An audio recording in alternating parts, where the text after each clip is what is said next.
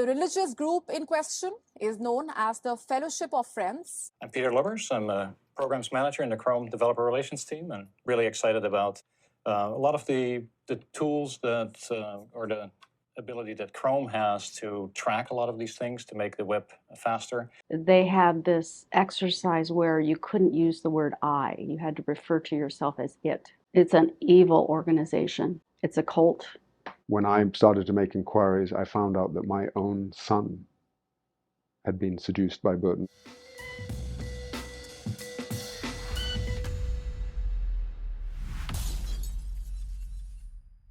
Today, I want to talk about the Fellowship of Friends. Sounds wholesome. It's not. It's really not, actually. It is criminal and perverted.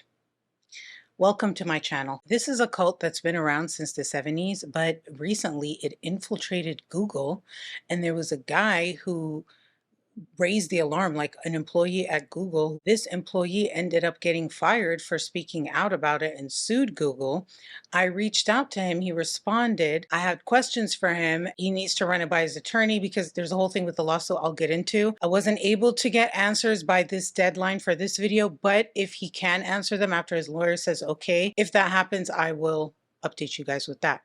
But anyway, let's just get into this because obviously it's going to be crazy, okay? His name was Robert Earl Burton, and he was born in Little Rock, Arkansas in 1939. When Rob Yart was 4 years old, his family moved to California. They lived there. He ended up graduating from San Jose State University with a bachelor's degree in elementary education, which is concerning because he actually got kicked out for being inappropriate with the students. It says here, quote, he was too friendly. Robert actually went to this Quaker church in Berkeley, and that is believed to be where he got the name Fellowship of Friends. I guess that's a Quaker thing. I don't know. I hate oatmeal. A few years after that, he ends up joining another movement called the Fourth Way. The Fourth Way was started by a Russian guy. His name was George Gurdjieff. Well, some people say he's Russian, some people say he's Greek, Armenian.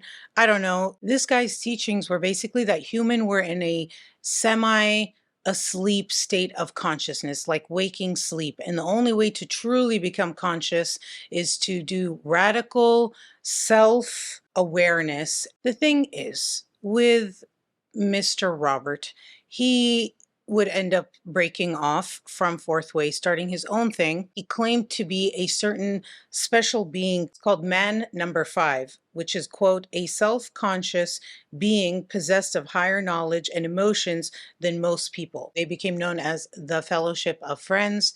And soon after he created them, he also made sure to file for a 501c tax exemption based on being a religious organization. And you'll see they make a lot of money, and it's not just from their crazy donations that they get, but very, very successful winery that they have. This winery is also like a big part of the connections with Google, and it's a actually very well-known winery. According to a former member who is called Charles Randall, who was the chief financial officer, we made up the religion to cover the fact that it was otherwise Robert doing whatever the hell he wanted. And he left the fellowship in 1994, noting he was disillusioned by claims of sexual coercion. This same year, in 1971, when they filed for this tax exemption, they also bought this property. It was like over 1,000 acres of land that would become the winery. This town, small town called Oregon House, that was like, I think, 150 or so miles from Sacramento. He named it Apollo. He predicted several doomsdays, many of which did not, all of them, none of them came to fruition, to be honest. And he kept losing followers after each one. But the idea of this whole thing was basically this, okay? This property, Apollo, was also known as the Ark, like Noah's Ark. And when the apocalypse came, everything would be swept away, but Apollo would survive. And all the people, his followers that were there, would survive. And then they would rebuild civilization with this high art influence and have like a new group of enlightened, artistic, fabulous people. Great. What's wrong with that? You'll see a lot later. Give me a minute. The first apocalypse that he predicted was going to be in 1984, and he said there would be an economic collapse in 1984.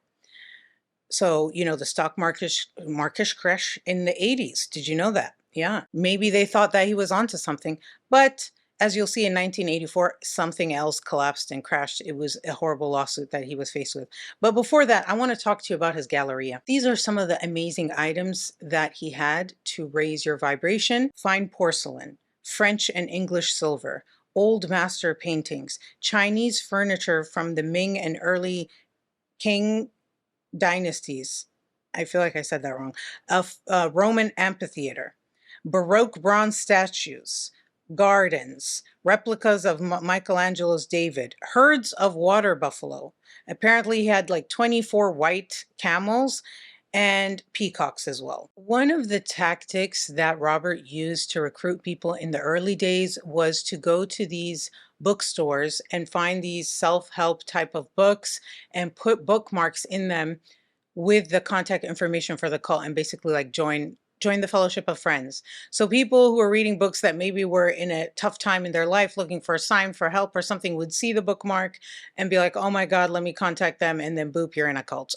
Oops. Their beliefs at first honestly sound pretty nice, because Robert believes that to ascend, to become higher consciousness, you need to surround yourself with fine art, the good life, nice fancy things. He would call them impressions, and you would basically get these impressions, I guess, from being surrounded by the art that would allow you to elevate.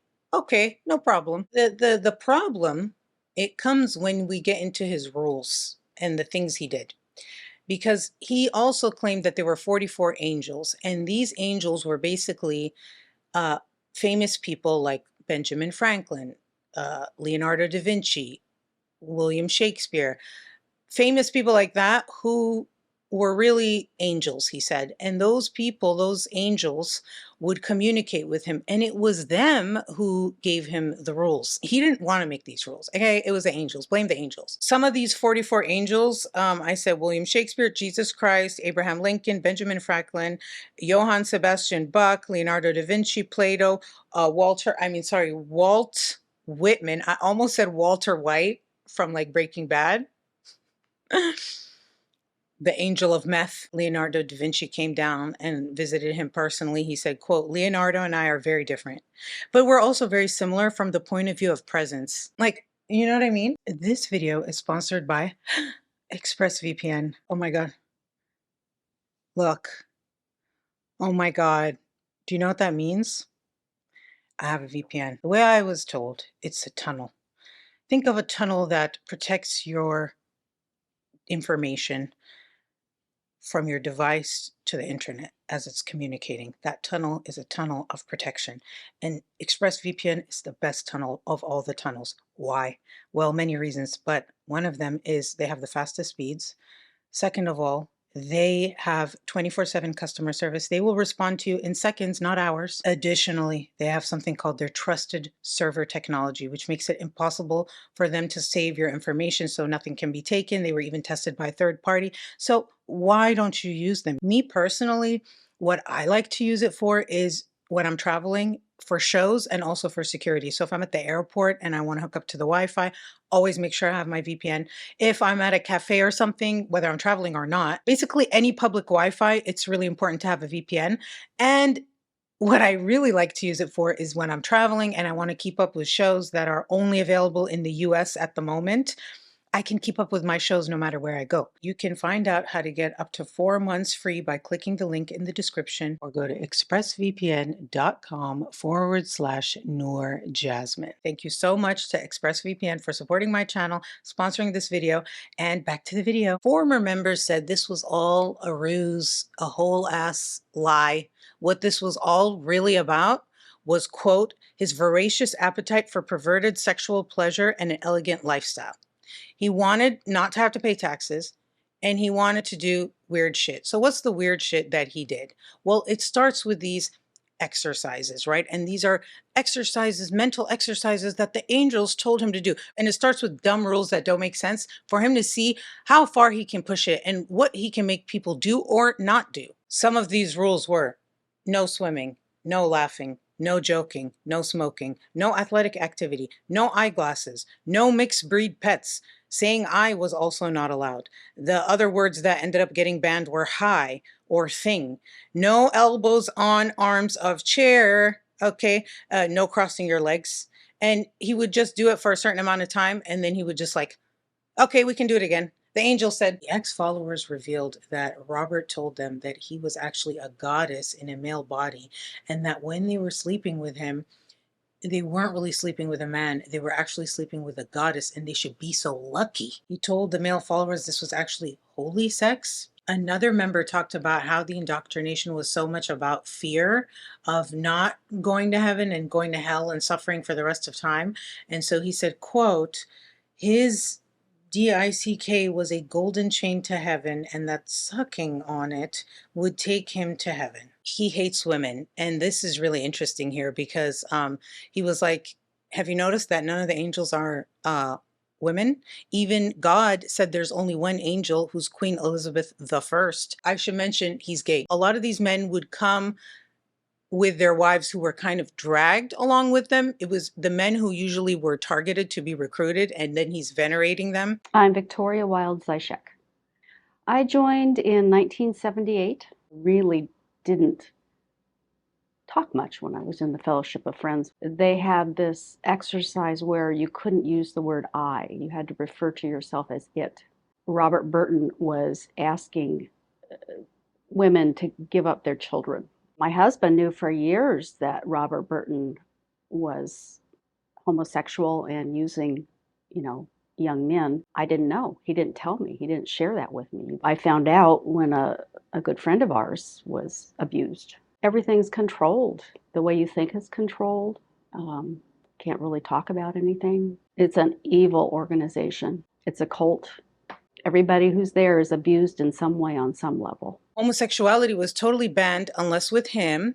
If the men were having relations with each other, or there was a couple forming between two men, he would crack down on that shit hard. He didn't want them to do anything with each other, only with him.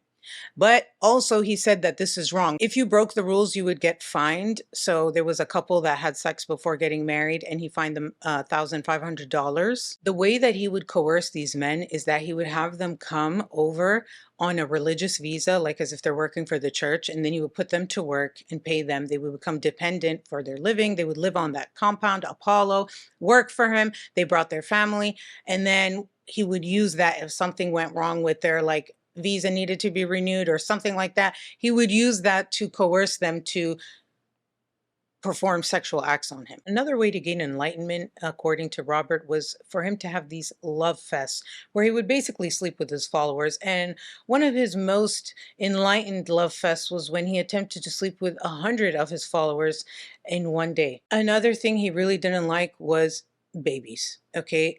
If any of the women got pregnant, they would be forced into an abortion. Like there was one case, this guy, he goes by Nathan in this article, but that's not his real name. And this quote is so messed up. I'm going to tell you right now, if you need a trigger warning, skip, because what he admits to is not cool at all. Okay, so the reason why Robert didn't want any babies is because he couldn't put them on the ark. Okay, no babies on the ark. This is the quote. He said, "When my wife became pregnant, Robert said that the child should be aborted. His explanation was that the child would be born too soon to be included on the ark. And being the fool that I was, I accepted the explanation. It wasn't my best act here on earth. My wife didn't agree to it. It was kind of against her will."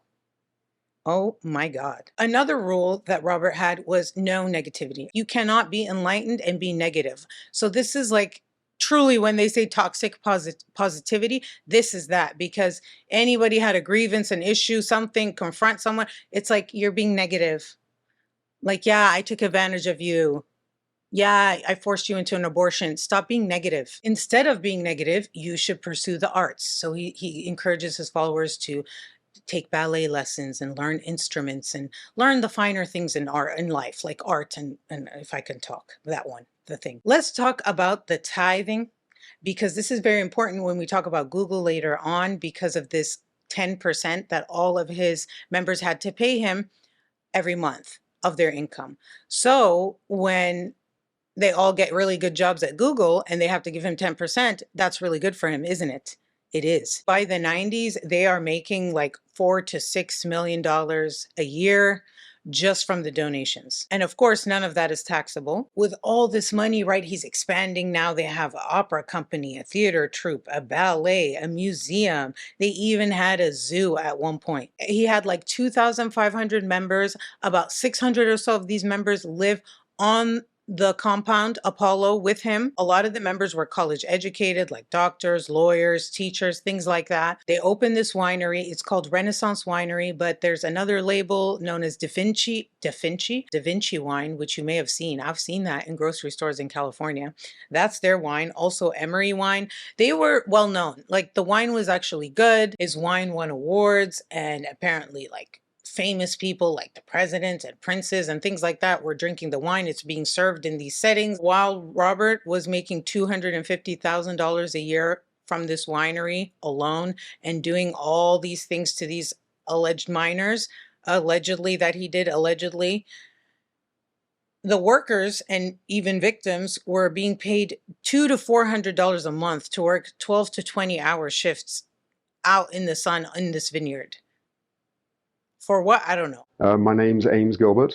I joined the Fellowship of Friends in the end of 1978. I left in November the 6th, 1994. So I was in for a long time. I was one of the earliest recruits. For 18 months, the average hours were 18 hours a day, including many operations lasting up to 5 days with no sleep at all. And that was quite common. There was other people that worked harder and longer than I did. All of these things have been happening at the Apollo compound. And Houston, we have a problem, a lawsuit. His name was Sam Sanders. And in 1984, he filed a $2.75 million lawsuit saying that young men who joined the organization, quote, had been forcefully and unlawfully sexually seduced by Burton. Robert settled that lawsuit, but then in 1996, he got sued again by another ex-member, this one saying that he did the same thing to him, except he was a minor. And this story is insane because he did this to this person's father first. There was the straw that broke the camel's back, and that was the Busby affair.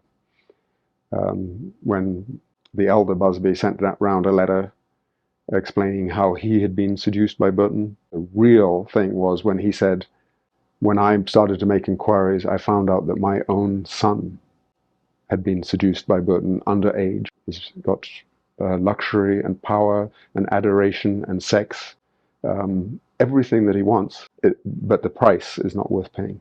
The price in other people's suffering is not worth paying.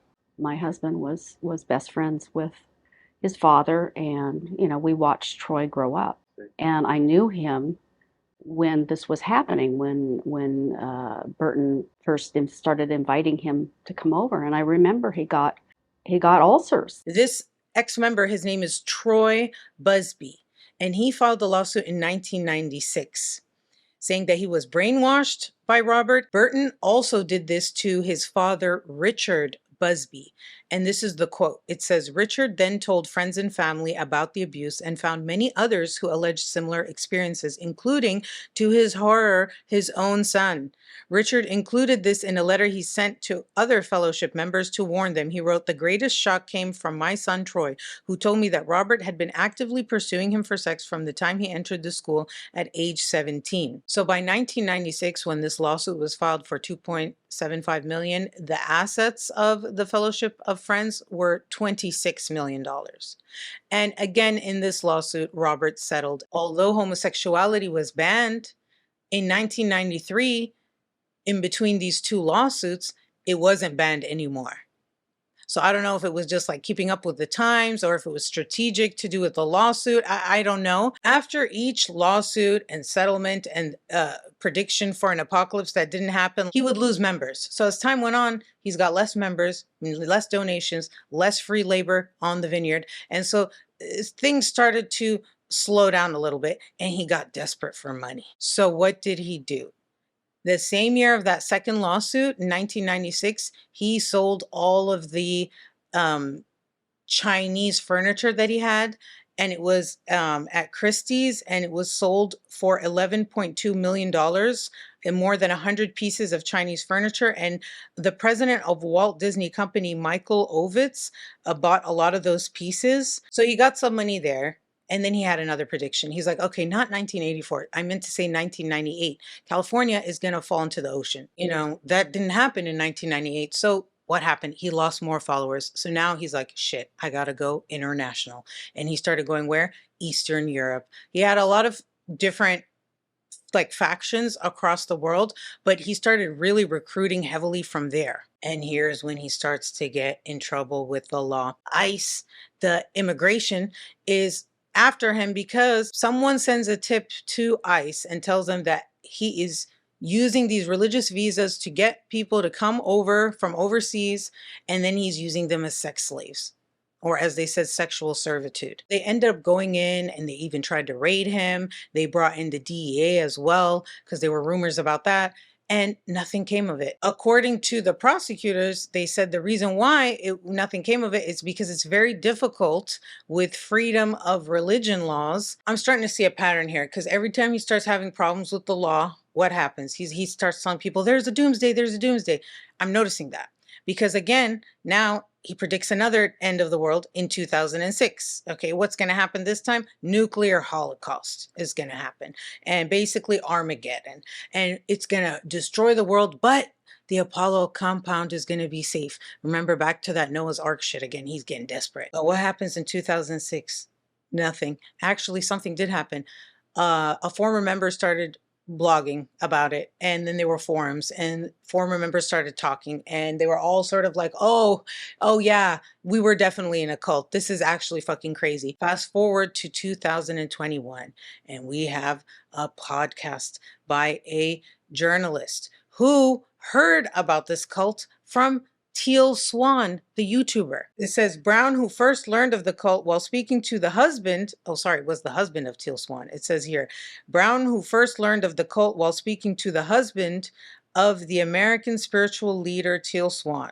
Jennings Brown has a podcast called Revelations. It's a 6-part Spotify podcast. If you want to really deep dive into it, that's a great podcast. And then we get to the point where now the whole Google thing. Where's Google in all of this? Here, okay? Googly moogly. It all hit the fan in 2022. Kevin Lloyd, that's who I told you in the beginning of the video I reached out to, he ends up suing Google and also the company that recruited him for work because he's like a contractor with Google, and that's like a whole part of it too. Sued both of them for discrimination, saying that he got fired for speaking out against the cult that was not only infiltrating Google, but having influence and over a whole department. The department was the Google Developer Studio, and it makes videos promoting the company's products. And this department is run by a person called Peter Lubbers. Peter Lubbers is a member of the Fellowship of Friends. There's pictures of him with the leader and everything. He also lives in the Apollo and Oregon House and everything. The other guy, who is the person who hired Kevin, who was part of the interview process and stuff, who's also above him, he also is part of the fellowship. The attorney that Kevin used to sue Google and this company was the same attorney that another person used in 2008, also suing the recruiting agency. And this person is Catherine Jones. She also sued. She said that they failed to promote her because she wasn't a member of the Fellowship of Friends. She ended up winning that lawsuit. She got $6.5 million. So that same attorney is now representing this guy, Kevin. So what's Kevin's story? Well, he ended up going to the New York Times, and they corroborated a lot of his story, by the way. Kevin ended up getting recommended by this guy called Dan. Okay, Dan. Kevin was now in that same department where the Fellowship of Friends were. He would end up finding out just by asking people like, hey, what do you do? Because he was new. He had moved from out of town to join. And so he was like, what do you guys do? And they were all like, oh, Oregon House. We're all in Oregon House. And he realized like 12 out of the 25 people on that team, including a lot of the higher ups, were all from this town, Oregon House. And he didn't know anything of it. So then later on, he's talking to another coworker, and he's mentioning that thing of, oh, Oregon House. And the guy tells him that's a cult. So he ends up looking it up online and finding all these things online and being like, holy shit, it's a cult. So he goes to his friend Dan, the one who recommended him for the job. And he's like, oh my God, there's a cult in here. And it turns out Dan already knew. And Dan's like, listen, I know, but here's the deal. We can't do anything about it because we're going to lose our job. They're going to shut down this entire department. There's too many of them in there. We're like, the whole thing's going to go to shit. Also, this guy, Peter, like the head of it, like he's kind of a good guy. He helped get a promotion for Dan. And so Dan kind of felt like, I guess he owed him. And so he's like, let's not do anything about it. And so Kevin had a very hard time with that, but was like, okay, fine. He was having such a hard time with it that at 31, he ended up having like a panic attack and going to the hospital. And they're like, oh, is there anything stressing you out in life? And he's just like, work. But really, it's like, oh my God, I work with a fucking cult and I can't tell anyone because when I tell people, they're like, don't do anything about it. He said he at one point went to HR and the people at HR were like, don't tell me this. Don't tell me this. After he had that health thing, he confronted Dan again about it. Like, hey, we got to do something. And again, Dan was like, no. And then he said a week later, he confronted him again. And this time they had a huge argument. Basically, Dan was like, you're going to ruin everything if you talk about this. Stop. And this guy was like, you're the only one who can help me. Don't, like, how can we not do anything? So that was when he feels like Dan freaked out. Allegedly, this is what he thinks, is that Dan freaked out and basically was like, we got to get rid of him before he gets rid of us, essentially. But then boom, COVID hit. And he ended up moving away, working remote. He even got a promotion and he thought things were great. But then suddenly, right after he gets the promotion, he gets fired. And he said it was so bizarre because even the person who was like firing him didn't know why he was being fired. They asked him, do you know why you're being fired? He's like, no, I just got promoted. And he thinks it's Dan. That's when he found out about that other case and he got a lawyer and he sued them. There's a settlement, but like he can't talk about the settlement is what he said in the email, but he may be able to ask questions. I tried to ask questions that would be useful that weren't obviously about the settlement. You know what I mean? Google, for their part, said, we have a hard time. I'll read you the quote. Their spokesperson said, it's against the law to ask for the religious affiliations of those who work for us or for our suppliers, but we'll, of course, thoroughly look into these allegations for any irregularities or improper contracting practices. If we find evidence of policy violations, we will take action. Peter Lubbers was no longer employed at the company and they didn't say why or not. They're like, we don't know him. Let's talk about who this Peter Lubbers guy is, who was the head of that department. I'm Peter Lubbers. I'm a programs manager in the Chrome developer relations team and really excited about a lot of the tools that, or the ability that Chrome has to track a lot of these things to make the web faster. When Kevin told Dan, like, what the fuck, this is a cult, he's like, no, Peter's a good guy because he got him that promotion. Okay, so he is a longtime member of the fellowship. He joined the fellowship after coming to the United States from the Netherlands. A lot of the people that he brought in with him and stuff like that were also from the Netherlands. Peter Lubbers also brought in another cult member, and this guy is called Gabe Panel. And it shows here that there's pictures with them together with the Robert, the cult leader, and they have captions on the photos and stuff where they were calling that Gabe guy a new student. And then he ends up getting a job. He was actually the person who interviewed Kevin when Kevin was joining. So they're all in the upper ranks and he's coming in there and he's like, oh my God, this is a cult and you guys do these things according to what I found online. This isn't cool. Also, they're hiring based on affiliation with the cult. So they're not vetting, they're not checking like, are these really the people who should be getting this job? And then the whole wine thing, okay? Google was a huge, huge customer of their wines. Let me read you what Kevin said about Google and the winery. So it says, Oregon House has a winery called Grant Marie, formerly Renaissance, from which we'd buy wine by the crate for the events we produced, between 9 to 12 a year. They'd even set up booths just to talk about their wine at these events like the Google I/O after party and the Android Summit, large events with thousands of guests. Sundar himself could have drank this wine. It was certainly served around him. The wine was our most consistent feature, and the invoices I've seen suggest we were buying hundreds of thousands of dollars worth every year just from Grant Marie. Also in this lawsuit, they talk about that guy, Gabe, the one who did the interviews with Kevin, and how he was like acting crazy, so I'll read you the quote. It says, according to the suit, Mr. Panel attended video shoots intoxicated and occasionally threw things at the presenter when he was unhappy with a performance. Mr. Panel said that he did not remember the incidents and that they did not sound like something he would do. He also acknowledged that he'd had problems with alcohol and had sought the help. Peter Lubbers responded to all of this stuff and he said, quote, my personal religious beliefs are a deeply held private matter. In all my years in tech, they have never played a role in hiring. Damn, I fucked that up. I have always performed my role by bringing in the right talent for the situation, bringing in the right vendors for the jobs. So according to Kevin, the reason why he couldn't just ignore it is because he knew about it. And so he said, quote, once you become aware of this, you become responsible. You can't look away. In 2023, there was another lawsuit. This time it was brought by 6 men. And they said that it was not just hundreds, but thousands of young men who were abused by this guy, Robert. They said that it was human trafficking because they were using the visas and all of that to use them as labor and exploit them sexually. So human trafficking. Then it gets really graphic. So I'll just put a really quickly a little screenshot here. If you guys want to pause it and read it, go ahead. But I don't want those things coming out of my mouth. Okay, I don't want to say it. So I'm not going to say it. In this lawsuit, the former members described the abuse as, quote, rampant and unceasing. They say that it was so rampant and so open and obvious that members knew he had a, quote, entourage of boys and referred to them as Burton's boys. The housekeeper claimed that Burton went through multiple tubes of lubricant a day and that she would find, quote, deposits of brown-colored lubricant in the underwear of Burton and his boys. The housekeeper tried to confront them in 1977 and was told, whatever you see, don't talk about it. It seems like history repeats itself and nothing ever happens to him. So do I think something's going to come from this?